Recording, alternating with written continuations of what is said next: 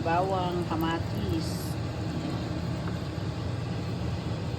Papa-anli rice na naman tayo guys. Sa ating unang inisang tuna.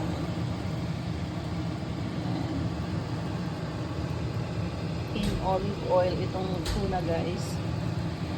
Talagang napaka yummy siya guys.